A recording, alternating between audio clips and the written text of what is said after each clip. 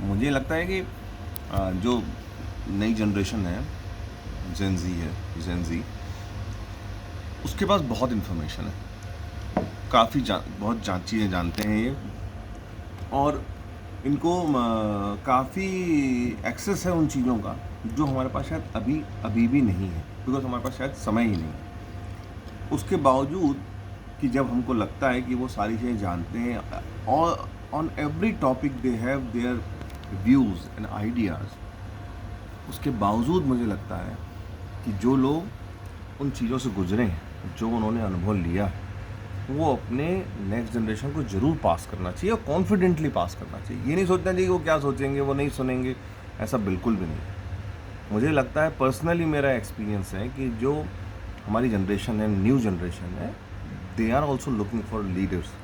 उनके पेरेंट्स के अंदर, उनके बड़े भाइयों, जो उनके बड़े जनरेशन उसके अंदर, वो they are looking for leaders. मतलब वो भी बेसिकली ये देख रहे हैं कि what is the best way to live. हाँ, बिकॉज मतलब वो भी बहुत कंफ्यूज्ड हैं। Correct. They are definitely not clear.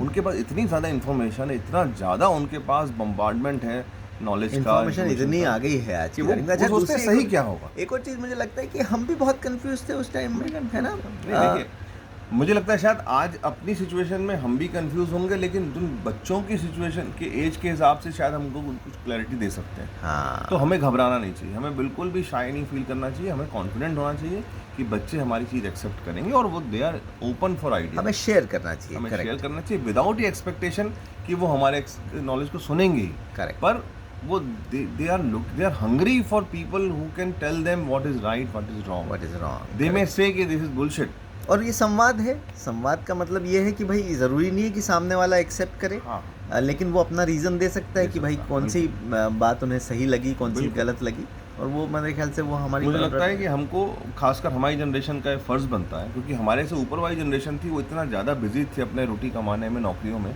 कि शायद वो हमको उतना समय नहीं दे पाई, क्योंकि उनको इस्टेब्लिश करना था, वो बहुत छोटे से ऊपर तक पहुँचे।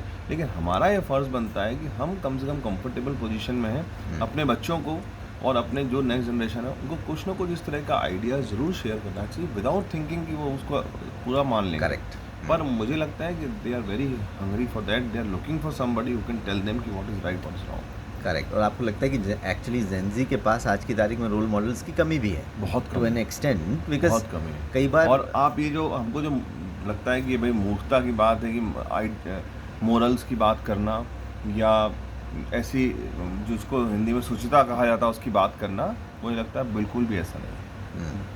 ये जनरेशन बिल्कुल उसके लिए ओपन है। दे जस्ट वांट कि हम उनके अंदर एक कॉन्फिडेंस बने कि बेटा ये सही रास्ता है, तुमको इस पे चलना है। हाँ, और एटलीस्ट हम बात कहें उनको, और ताकि उन्हें भी कहने का मौका मिले। ठीक है, अगर उसके अगेंस्ट जाते हैं तो भी एटलीस्ट वो कम से कम उसे क्रिटिसाइज कर सकें, ताकि दोनों का पक्ष तो अपनी, और हमको भी ओपन रहना चाहिए उनके आइडिया, क्योंकि हो सकता है उनके लाइफ में कुछ ऐसी चीज़ें चल रही हैं जो हम भी नहीं समझ पा रहे हो। ठीक बात। पर हमको उस ओपननेस के साथ उनसे बात करनी चाहिए। बिल्कुल। એટલે अब हर इंसान को अपना पक्ष रखने की आज़ादी होनी चाहिए, और वो खासकर जब जनरेशन का गैप है, जो जनरेशन का गैप है जिसमें ऑब्वियसली भाषाएं ही अलग हो जाती हैं एक तरह से, अगर अपन देखें तो।